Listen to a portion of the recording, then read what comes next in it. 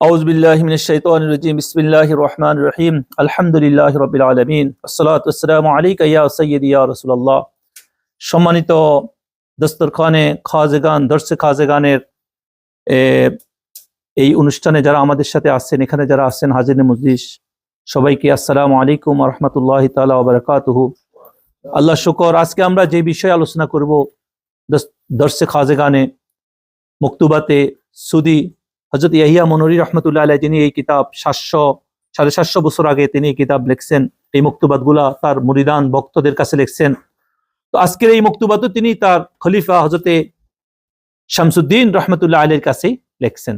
আজকের এই মকতুবাত বর্তমান বিশ্ব ব্যবস্থায় যেভাবে সুফিয়ায়ে কেরামের বিরুদ্ধে, তাসাউফের বিরুদ্ধে যেভাবে আজকে সমাজের আলোচনা হচ্ছে, এক শ্রেণীর মানুষ তাসাউফকে অস্বীকার করে, তখনও ওই সময়ও তাসাউফের অস্বীকারী মানুষ ছিলেন।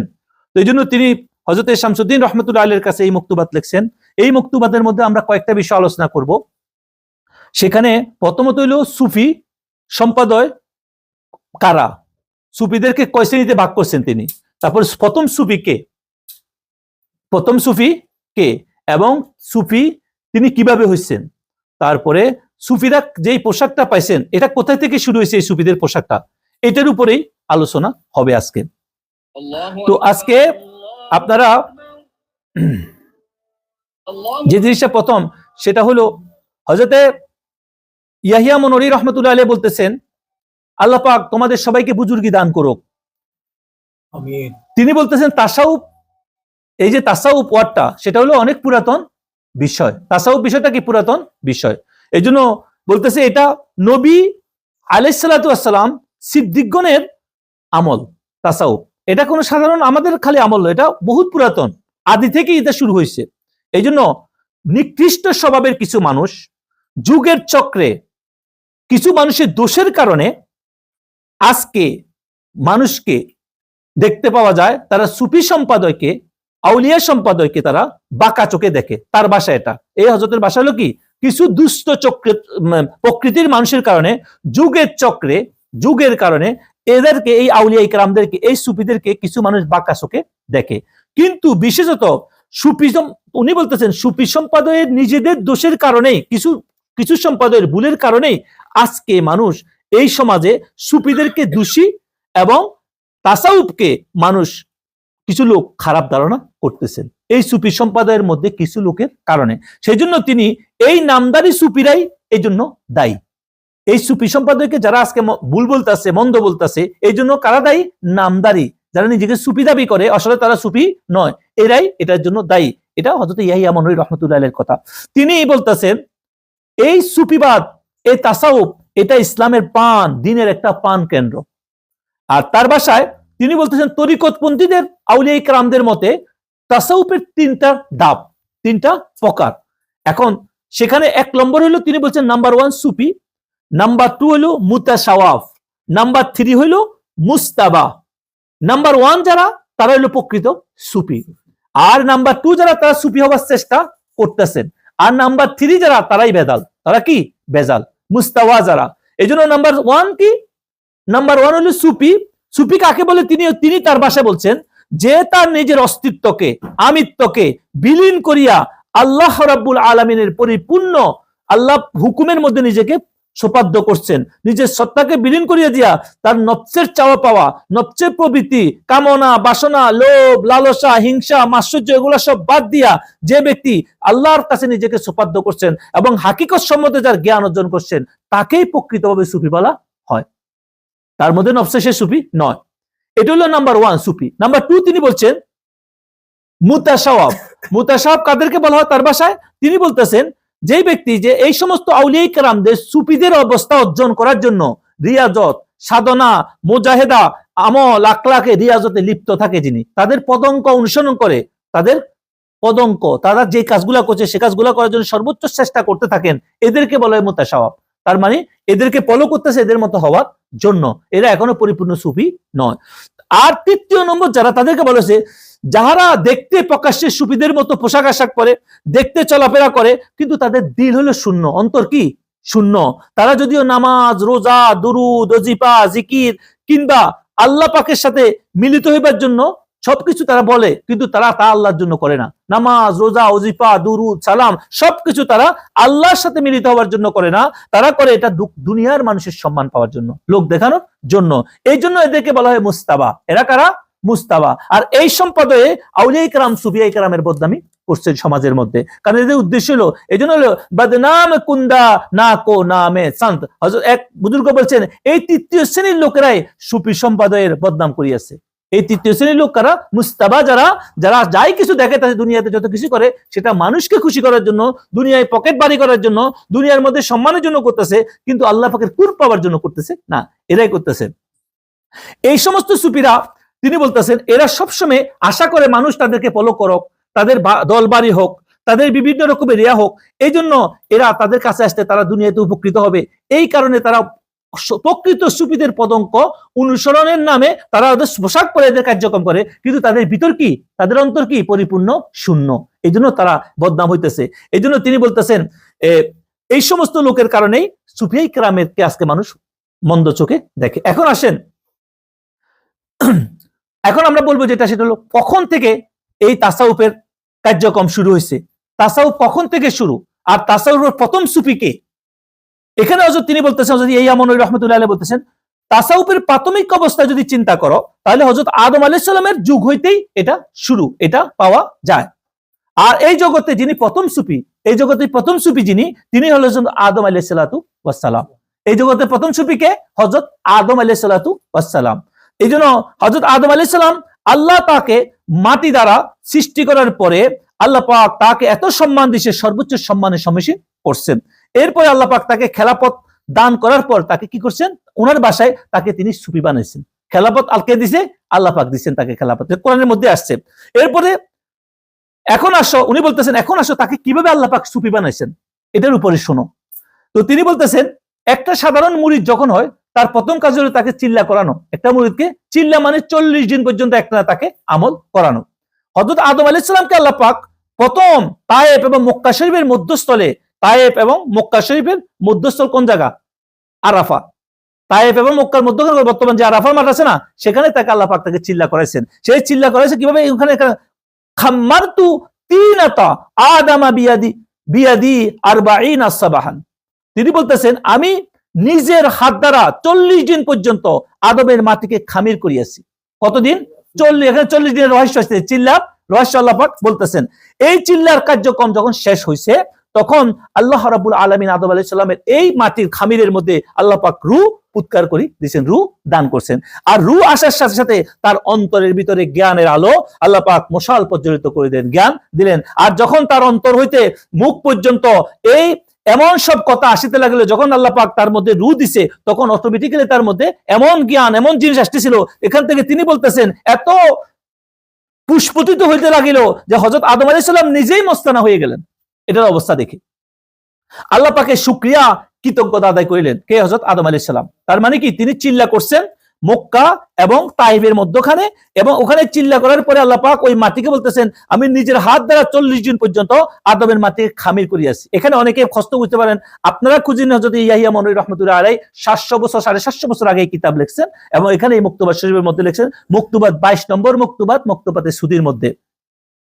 এখানে তিনি এটা আনার পরে বলতেছেন, একটা হাদিস আনছেন, তিনি বলতেছেন আল্লাহ রাসূল সাল্লাল্লাহু আলাইহি ওয়াসাল্লাম এই বিষয়ে আলোকপাত করিয়া তিনি বলছেন, মান আখলাসাল্লাহু 40 সাবাহান আযহারাহুল্লাহু ইয়ানাবি আল হিকমাতা মিন কলবিহি আলা লিসানিহি। বলতেছে কেউ যদি একাগ্রতার সাথে 40 দিন পর্যন্ত নিজেকে আল্লাহর ধ্যানে নিয়োজিত করে, আল্লাহর ধ্যানে নিয়োজিত রাখে, সুফিরাতে করায়, চিল্লা করায়, 40 দিন পর্যন্ত আল্লাহর ধ্যানে নিয়োজিত থাকে, মুরাকাবা মুশাহিদার মধ্যে থাকে, আল্লাহ পাক তাহার মুখ ও অন্তর হইতে হিকমতের জন্য প্রবাহিত করে। ইয়ানাবি আল হিকমাতি মিন কলবিহি আলা লিসানি, কলব এবং জিহ্বা থেকে আল্লাহ পাক হিকমতের নূর ঝর্ণা প্রবাহিত করতে থাকে। সুবহানাল্লাহ। আমরা দুনিয়ার তালিম শেখার জন্য কত কিছু করি, অথচ 40টা দিন আমরা একাগ্রতার সাথে আমরা সময় দিতে পারি না। পারিবারিক চাপ, সামাজিক পাপ, কত চাপ থাকে আর এই হাদিস দ্বারা। এই জন্য বলা হয়েছে হযরত আদম আলাইহিস সালাম আল্লাহ শুকরিয়া আদায় করলেন, তারপরে আসমানে গমন করিলেন। প্রথম মজলিসেই আল্লাহ পাক ফেরেশতাগণকে বলিলেন তাকে সেজদা করো এই চিল্লার পরে। তাহলে প্রথম সুফিকে আদম আলাইহিস সালাম। তিনি কিভাবে চিল্লা করলেন, তিনি কিভাবে শ্রেষ্ঠ হলেন, সুফি হলেন, সেটার উপরে তখন আপনারা শুনতেছিলেন। এরপরে দেখেন, এখন কথা শেষে নেই, এরপরে তিনি কি করলেন, তিনি যখন আসমানে গেলেন, আল্লাহ পাক তাকে প্রথম মজলিসে ফেরেশতাদেরকে সিজদা করা বলা হলো, এবং তিনি প্রথম অবস্থায় অনেক সম্মানে ভূষিত হইলেন। তারপরে সেখানেতে তাকে আল্লাহ পাক জান্নাত দিলেন। জান্নাতে যাওয়ার পরে তিনি সবকিছু প্রত্যক্ষ করলেন, কারণ আল্লাহ পাক তাকে জ্ঞান দিয়েছেন, আল্লাহ পাক তাকে নূরের হিকমত দিয়েছেন। দেওয়ার পরে তিনি জান্নাতে গেলেন, সবকিছু রহস্য সম্বন্ধে অবগত হইলেন। এখন আল্লাহ পক্ষ থেকে বলা হইলো, নিজের ইচ্ছে কিছু করিও না, নিজের ইচ্ছে কিছু বলিও না, কিন্তু দেখিয়া শুনিয়া সামনে অগ্রসর হইও। এই জন্য দুনিয়ার জীবনে যারা প্রকৃত মুরিদ হয়, আল্লাহ ওয়ালাদের পথে চলে, তারা নিজের ইচ্ছে কিছু করা ঠিক নয়। তিনি সবকিছুই শুইলেন, কিন্তু কিছু কাজ তিনি আনন্দ উল্লাসে সেখানে ছিলেন, এই সমস্ত কারণে সেখানে কিছু কাজ থেকে তিনি তার দ্বারা হয় নাই আল্লাহর কথাকে পরিপূর্ণ পালন করা। পরবর্তীতে তিনি লা তাকরাবু হাযিহিস শাজারা, ওই গাছের তলে যেতে নিষেধ করছে, কিন্তু তাকে সেখানে যে তিনি চলে গেছেন, সেখানে এই যাওয়ার কারণে তার উপরে আল্লাহর পক্ষ থেকে বলল যে তোমরা এখন কেউ এখানে থাকার মতো যোগ্যতা আর রাখো না, তোমরা এখান থেকে চলে যাও। আল্লাহ পাক কোরআনের মধ্যে বলছে, আসা আদামু রাব্বাহু ফাগাওয়া, আদম আলাইহিস সালাম আপন প্রভুর কথা শুনে নাই। আপন প্রভুর কি কথা শুনে নাই, এটা কথা এইভাবে না যে তিনি আপন প্রভুর কথার যেভাবে দরকার ছিল সেভাবে তার দ্বারা হয় নাই। এখন এটার দ্বারা কি হয়েছে, এখন আল্লাহ পাক তিনি আল্লাহর কাছে লজ্জিত হইলেন, তিনি বিচলিত হইলেন, লজ্জার সাগরে ডুবিয়া গেলেন স্বামী স্ত্রী দুইজন। ক্ষমা প্রার্থনা করা ছাড়া তার আর কোনো গত্য নাই। মন উজাট করে দিয়ে আল্লাহর কাছে ক্ষমা চাইতেছিলেন। কি দোয়া আল্লাহ পাক শিখিয়ে দিয়েছেন, রব্বানা যালামনা আনফুসানা ওয়া ইল্লাম তাগফির লানা ওয়া তারহামনা লানাকুনান্না মিনাল খাসিরিন। তার কাছে আল্লাহ পাক এই দোয়া শিখিয়ে দেওয়ার পরে, এই জন্য হযরত ইয়াহইয়া মানবী বলতেছেন, এই জন্য সুফি সম্প্রদায়ের ইস্তিগফার হলো এই দোয়া, অর্থাৎ রব্বানা যালামনা আনফুসানা। তারা অন্যের সমালোচনা থেকে নিজের নফসের সমালোচনা বেশি করে, তারা সর্বাবস্থায় নফসের ভিতরে যে কোনো দোষকে তারা খুঁজতে থাকে। যেরকম আদম আলাইহিস সালাম প্রথম দিনেই কান্না শুরু করছেন, ইয়া আল্লাহ আমি জুলুম করছি আমার নফসের প্রতি, আমার নফসের কে খুশি রাখতে যে আমি তোমার সাথে তোমার নাফরমানি হয়ে গেছে, ইয়া রব্বুল আলামিন তুমি আমাদেরকে যদি ক্ষমা না করো আমরা ধ্বংস হয়ে। আর সুফি সম্প্রদায় প্রথম সুফি তিনি, আর সারা জীবন যত সুফি সম্প্রদায় আসছে তাদের প্রথম শিক্ষাই এটা, নিজের নফসকে আত্মশুদ্ধি করার জন্য এটার দিকে ধাবিত হওয়া। এখন তাকে বলা হইলো, তার জান্নাতে দেওয়ার পরে তাকে যা কিছু দেওয়া হয়েছে সবকিছু তার থেকে ছিনিয়ে নেওয়া হয়েছে। এখন তিনি দিক বিদিক ছুটতে থাকলেন, তারা স্বামী স্ত্রী দুইজন। আল্লাহর পক্ষ থেকে বলা হইলো যে তোমরা এখন, এখানে তিনি আরো কয়েকটা কথা, মুরিদের সত্য হইলো যে এখন তাকে দুনিয়ার জমিনে পাঠাও। একদম মুরিদও যখন কোনো ভুল করে, কোনো কিছু করে, তখন তার পীর, সত্যিকার কামিল পীর, তাকে দিয়ে অনেক কাজ করান, অনেক কঠিন হাত রিয়াজত করান, এই জন্য যে সেই জন্য আর জীবনে কোনো ভুল না করেন। এই জন্য আদম আলাইহিস সালামের যখন এই অবস্থা হইলো, তখন আল্লাহর পক্ষ থেকে বললো, হে আদম আলাইহিস সালাম, প্রত্যেক বৃক্ষের নিকট একটি করিয়া পাতা চাও। আল্লাহকে শিখে দিছে, আল্লাহ শিখে। তখন তিনি যখন গাছের পাতা চাইলেন, জান্নাতের গাছের পাতা, তখন সেখান থেকে তার জন্য 3টা পাতা তাকে দেওয়া হইলো। কয়টা পাতা? 3টা পাতা। এই 3টা পাতা পাইলেন, আর এগুলো সেলাই করিয়া তিনি গুদুরি বানাইছেন। কি বানাইছেন? ওয়ান কাইন্ড অফ পোশাক, যেটা সুফিয়া সম্পাদক পরে সেই গুদুরি তৈরি করলেন। হযরত ইমাম মনে বলছে তিনি এই 3টা পাতা দিয়ে গুদুরি পরে দেন। তাহলে সুফিদের প্রথম পোশাক কি? গুদুরি। এই যে আজকে সুফি, অনেক সুফিরা পরে না, এটাও কি গুদুরি, এক ধরনের পোশাক। আর তিনি এই 3টা পাতা দ্বারা এই গুদুরি তৈরি করলেন। ইহা পরিধান করিয়া পৃথিবীতে আসিয়া 300 বছর উপরে কোন করা আছে আল্লাহর কাছে কন্দন করিলেন, ক্ষমা চাইলেন, আল্লাহ তুমি আমাদেরকে মাফ করো। তারপর আল্লাহ পাকের রহমতের দরিয়া উত্তোলিত হইল, এবং আল্লাহ পাক তাকে মর্যাদা আসবে, ইন্নাল্লাহা আস্তাফা আদামা, আল্লাহ পাক আদম আলাইহিস সালামকে মর্যাদা দান করলেন। এত বছর কান্নাকাটির পরে এই 3টা পাতার দ্বারা তিনি গুদুরি পরিধান করে যখন পৃথিবীতে আসছেন, আর সেটার দ্বারা তিনি কি করলেন? এখন তিনি সুফি হইলেন। এই গুদুরি পরার পরে তিনি প্রথম সুফিকে আদম আলাইহিস সালাতু ওয়াস সালাম। এখন জান্নাত থেকে তিনি আসার পরে যে গুদুরি পরিধান করলেন, তিনি সেটা তার কাছে খুবই প্রিয় ছিল। কার কাছে? আদম আলাইহিস সালামের কাছে। আর আদম আলাইহিস সালাম যখন পৃথিবী থেকে চলে যাবেন, তার দুনিয়া থেকে বিদায় নেওয়ার বেসাল করার সময় হয়েছে, তার সন্তান হযরত শীশ আলাইহিস সালাতু ওয়াস সালামকে তিনি এই পোশাক দান করিয়া গিয়েছিলেন। এই জন্য এই নীতি বংশ পরস্পর নবীদের আওলাদের মধ্যে চলতে ছিল। তাসাউফের সম্প্রদায় এরকম এক নবী তো অন্য নবী, এই জন্য সুফিদেরও নিয়ম হইল তারা নির্দিষ্ট কোন স্থানে বসি মানুষের সাথে বিভিন্ন বিষয়ে আলাপ আলোচনা করেন।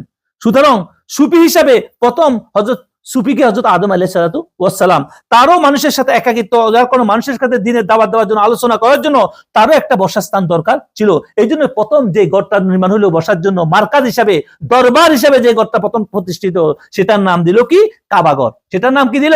কাবাঘর। এটা কে বলতেছে? হযরত ইয়াহিয়া মনরি রাহমাতুল্লাহ আলাইহি তার বলতে, প্রথম যেই ঘর নির্মাণ হইলো খানকা হিসাবে, কি হিসাবে?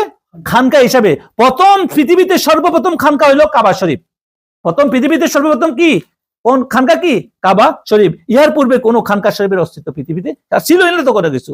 এভাবে খেরকা খানকার প্রথম প্রবর্তক খেরকা, যে কাপড়, যে গুদুরি যে তিনি পড়ছেন, তার ছেলেকে হযরত শীস আলাইহিস সালামকে দিয়ে গেছেন। আর এটা তিনি খেরকা এবং খানকার প্রথম যে প্রবর্তক সে হলো হযরত আদম আলাইহিস সালাতু ওয়াস সালাম। তারপর হযরত নূহ আলাইহিস সালাম পৃথিবীতে শুধু একটা কম্বল পরিধান করতেন। হযরত মুসা আলাইহিস সালাম একটি কম্বল হযরত শুআইব আলাইহিস সালাম তার শ্বশুর থেকে পাইছিলেন, আর সেটাই তিনি সারা জীবন উপযুক্ত, তিনি সেটাই পরিধান করিতেন। এইজন্য আউলিয়া ইকরাম, বুজুর্গানে দ্বীন, ফিরানে আযামগণ, তরিকতের প্রধান সত্য হলো যে মুরিদকে খেরকা পরিধানের উপযোগক তৈরি করা। কারণ নবীরা তো মাসুম ছিলেন, আর একজন মুরিদ তাকে তার ভিতর থেকে যত রকমের গোমরাহি আছে, নাফরমানি আছে, সেগুলো দূর করি, তার ভিতরকে পরিশুদ্ধ করি, তাকে খেরকা পরার মতো যোগ্য করি তোলা হয়, একজন সুফি আরেকটা তৈরি করা হয়। এই জন্য বলা হয়েছে হযরত ঈসা আলাইহিস সালাম সর্বদা পশমি কাপড় পরিধান করতেন। খানকা তৈরির ইতিহাস তো আমরা জানলাম। প্রথম খানকা এবং খেরকা আদম আলাইহিস সালামের দ্বারা হয়েছে, কাবা শরীফ আল্লাহর পক্ষ থেকে বানানো হয়েছে, খানকা হিসেবে বানানো হয়েছে প্রথম। এরপরে বলা হইতেছে যে এই নীতি অবলম্বন মুসা আলাইহিস সালাম, ঈসা আলাইহিস সালাম বাইতুল মুকাদ্দাসের খানকা হিসেবে তারা গ্রহণ করিলেন। বাইতুল মুকাদ্দাস প্রথম কি হিসেবে গ্রহণ করলেন? খানকা হিসেবে গ্রহণ করছেন। এই জন্য এখানে অনেকে প্রশ্ন করতে, মসজিদের কি আবার খানকা কয়? এ হযরত ইয়াহিয়া মনরি রাহমাতুল্লাহ আলাইহি যে দলিলের ভিত্তিতে কথা বলছেন, প্রথম খানকা হিসেবে তারা নবীরাই এগুলাকে মানুষকে দিন প্রচারের জন্য, আলোচনা করার জন্য এগুলাকে বাছি নিচ্ছেন। এরপরে আস্তে আস্তে বিভিন্ন অঞ্চলেও এরূপ খানকা তৈরি হইতে লাগলেন, আর সেগুলা ইবাদতখানা, বন্দেগী খানায় পরিণত হইল। এখন আমরা ইবাদতখানাকে আমরা মসজিদ বলি। যে জায়গায় ইবাদত করা হয়, রুকু সেজদা করা হয়, সেজদার জায়গায় সেটাকে মসজিদ বলা হয়। তার মানে প্রথম খানকা হয়েছে, মানুষকে শিক্ষা দেওয়া হয়েছে নবীদের পক্ষ থেকে, তারপরে আসে এটা করেছে। এই জন্য শেষ আল্লাহ পাকের রহস্যবলীর আলোচনা আমাদের প্রিয় নবী হযরতে সুলতানুল আউলিয়া, সুলতানুল আম্বিয়া, হযরতে মুহাম্মদ মুস্তাফা সাল্লাল্লাহু আলাইহি ওয়াসাল্লামের যুগ যখন আসলো, তিনিও কম্বল ব্যবহার করতেন। তিনি কি ব্যবহার করতেন? এবং তিনি তার মিল্লাত আবিকুম ইব্রাহিম, ইব্রাহিম আলাইহিস সালামের সুন্নতকে, তিনি ইব্রাহিম আলাইহিস সালামের যে নীতি বলবৎ, সেটাই তিনি বলবৎ রাখছেন। আর তিনি কাবাঘরকে খানকা হিসেবে বাছিয়া লইলেন। পরবর্তীতে হযরতে মসজিদে নববী, আল্লাহ রাসূল সাল্লাল্লাহু আলাইহি ওয়াসাল্লাম যে মসজিদে নববী বানাইছেন, সেটাকেও তিনি নির্দিষ্ট একটা কর্কের সামরাকে এটাকে কি করছে? খানকা হিসেবে বাঁচিয়েছেন। আহলে সুপারা যেখানে বসতেন, আহলে সুপারা যে এখনো মসজিদ নববীর পাশে এটা দাঁড়াইয়া আছে। আল্লাহ পাক দুনিয়া তস্ত হয়েছে, কিন্তু এই আহলে সুপারা যে জায়গা বসতেন, ওই জায়গাটা এখনো পর্যন্ত যারা মদিনা শরীফে যায় তারা দেখার সুযোগ আছে। এই জায়গায় তিনি আহলে সুপাদেরকে তাসাউফ শিক্ষা দিতেন। তাহলে আমাদের নবীর জীবনে তাসাউফ শিক্ষা দিতেন। তার মানে তাসাউফের প্রথম সুফিকে তাসাউফ আদম আলাইহিস সালাম। এখন আসছেন বিশিষ্ট সাহাবাগণ, যারা তরিকতপন্থী হিসেবে খ্যাতমান ছিলেন, তাহাদেরকে নিয়ে তিনি সেইখানে রহস্য জগতের আলোচনা করিতেন। সবার কাছে সবকিছু আলোচনা করার যোগ্য ছিল না। হযরত আবু হুরায়রা রাদিয়াল্লাহু তাআলা আনহু থেকে হাদিস, যে আমি তোমাদেরকে যা বলতেছি, রাসূল থেকে যা শুনছি, দুই রকমের জ্ঞান, একটা তোমাদেরকে বলতেছি, আর একটা বলতে আমার গলা কর্তন করি দিবা তোমরা। তার মানে এটা তোমরা বুঝার ক্ষমতা রাখো না, এটা খাস খাস। ওই খাস খাস কথাগুলাই তিনি বিশিষ্ট সাহাবীদের, তরিকতপন্থী তাসাউফ সাহাবীদের কাছে তিনি বলতেন। যেমন তাদের কেউ ছিলেন বৃদ্ধ, কেউ ছিল ইয়াং, যুব বয়সের। এই জন্য সেখানে রাসূল বিভিন্নভাবে আলোচনা করতেন, যে যেরকম বুঝার ক্ষমতা রাখতে, যে যেমন খাইতে পারে। সেই মজলিসে কারা বসতেন? হযরত আবু বকর সিদ্দিক রাদিয়াল্লাহু তাআলা আনহু, হযরত ওমর ফারুক রাদিয়াল্লাহু তাআলা আনহু, হযরত ওসমান রাদিয়াল্লাহু তাআলা আনহু, হযরত আলী রাদিয়াল্লাহু তাআলা আনহু, হযরত সালমান রাদিয়াল্লাহু তাআলা আনহু, হযরত মুআজ, হযরত বিলাল রাদিয়াল্লাহু তাআলা আনহু, হযরত আবু যর গিফারী রাদিয়াল্লাহু, হযরত আম্মার রাদিয়াল্লাহু তাআলা আনহু সব প্রমুখ সাহাবীগণ এখানে রাদিয়াল্লাহু তাআলা আনহুম এখানে বসতেন। এই তাসাউফ, এই সমস্ত মনীষীদেরকে বিশেষ সময় সেখানে বসাইয়া আল্লাহ পাকের রহস্য সম্পর্কে তিনি আলোচনা করিতেন খাস সময়গুলাতে। এই জন্য সেইখানে এমন সব কথাবার্তা বলতেন, যাহা আরবের বড় বড় পণ্ডিতগণ, সাহাবাগণ বুঝিতে সক্ষম হইতে না। এই বিশেষ দলে সুফিদের সংখ্যা ছিল প্রায় 70 জন। কতজন ছিল রাসূলের সাহাবাদের মধ্যে? প্রায় 70 জন। এখন আমাদের অনেক বাইরে এগুলা চোখে দেখে না। এই জন্য তিনি বলতেছেন, নবী করিম সাল্লাল্লাহু আলাইহি ওয়াসাল্লামের নিয়ম ছিল, তিনি যখন কোনো সাহাবীকে সম্মানিত করিতেন, তাকে সুফি হিসাবে দিতেন, তখন তাকে তার চাদর বা জামা মোবারক তবারক হিসাবে দান করতেন। সাহাবাদের মধ্যে তাকে সুফি হিসাবে সাব্যস্ত করা হতো, সুফি জ্ঞান করা হইতো। এখন বুঝে আসছে কথা। তাহলে এই তাসাউফের জগতে প্রথম সুফি আদম আলাইহিস সালাম থেকে শুরু হয়েছে, খেরকা প্রথম আদম আলাইহিস সালাম থেকে শুরু হয়েছে, এবং পরবর্তী যুগে রাসূলুল্লাহ সাল্লাল্লাহু আলাইহি ওয়াসাল্লামের সাহাবীদের জন্য তিনি আলাদা কোণা বানিয়েছেন মসজিদে আহলে সুফা থাকার জন্য। সেখানে তিনি বিশিষ্ট সাহাবাদেরকে নিয়ে বসতেন এবং সুফিদের জন্য তিনি বিশেষ জ্ঞান যেগুলো আলোচনা করতেন, বয়স্কদের জন্য যেরকম যেরকম বুঝে সেভাবে আলোচনার ব্যবস্থা রাখছেন, কারণ সবাই সবকিছু একভাবে বোঝার ক্ষমতা রাখেন না। আর রাসূল সাল্লাল্লাহু আলাইহি ওয়াসাল্লাম যাদেরকে বেশি গুরুত্ব দিতেন তাদেরকে তিনি চাদর দিতেন, তিনি তাদেরকে এভাবে খেরকা আমাদের পিরানে এজাম বুজুর্গানে তিনি আজকে যা করতেছেন, বিভিন্ন তবারক দান করেন মুরিদদেরকে, তার পাগড়ি পরাই দেন, তারপরে বিভিন্ন ভাবে তারা তাদের জুব্বা দান করেন, তাদের দান করেন, এটার দ্বারা তারা তাদের এই রাসূলুল্লাহ সাল্লাল্লাহু আলাইহি ওয়াসাল্লামের সুন্নতকে তারা জিন্দা রাখেন।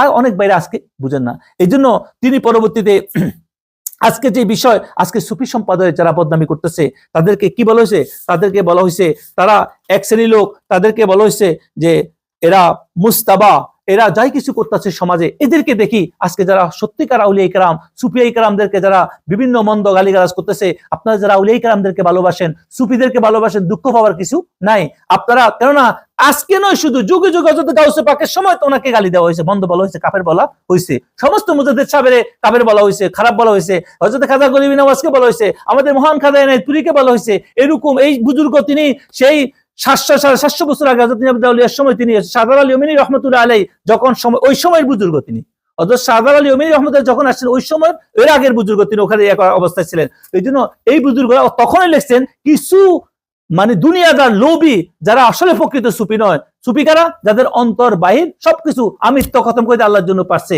এরাই সুফি। এই পর্যায়ে না তারা দুনিয়া কামার জন্য এটাকে ইউজ করে, এই বন্ড সুফি জাহেল সুফিদের দ্বারা যদি কোনো ভুল কাজ হয়, বন্ধ কাজ হয়, একদিন তারা বদনাম হবেই, সমাজে মানুষ করবেই। যারা অবুঝ, যারা বুঝে না, তারা সবাইকে এক পাল্লায় নিয়ে আসতেছে। তো যারা আউলিয়া কেরামের নামে যারা বন্ডামি করতেছে, যারা আউলিয়া কেরামের অনুসারী দাবি করে, যারা বিভিন্ন মাঠে ময়দানে সুন্নিয়তের নামে যারা বিভিন্ন রকমের করে, এদের দ্বারা প্রকৃত আউলিয়া কেরামের বিরুদ্ধে কোনোদিনও যতক্ষণও পড়ুক না কেন আউলিয়া কেরামের বিরুদ্ধে কখনো যাবে না। কারণ প্রকৃত আউলিয়া কেরাম, প্রকৃত সুফি যারা, তারা আদম আলাইহিস সালাম থেকেই ছিল। এখন লাস্টে তিনি যে কথাগুলো বলছে, এগুলা শোনার পরে বলতেছে, বাবা তুমি তো তাসাউফ তরিকত, এগুলা শোনার পরে তোমার ভিতরে ভয় আসতে পারে যে এখন তুমি শোনো, নিরাশ হইও না, এর এত শক্তিশালী নবীদের বেলায় হয়েছে, সাহাবাদের বেলায়, আমাদের বেলায় কি হবে? তো তিনি বলতেছে, দেখো আল্লাহ পাক, তোমার নিরাশ হওয়ার কিছু নাই, কারণ আল্লাহ রাব্বুল আলামিন কাউকে তার কর্মের দ্বারা কোনো কিছু দেন না, আল্লাহ পাক তাকে দয়া করে দেন। এই জন্য তোমরা যাই কিছু অনুকম্পা, মেহেরবানি আল্লাহর পক্ষ থেকে আসে। কারো কোনো আমলের দ্বারা কোনো কিছু হবে এরকম গ্যারান্টি কোনো কিছু নাই আল্লাহর দয়া ছাড়া।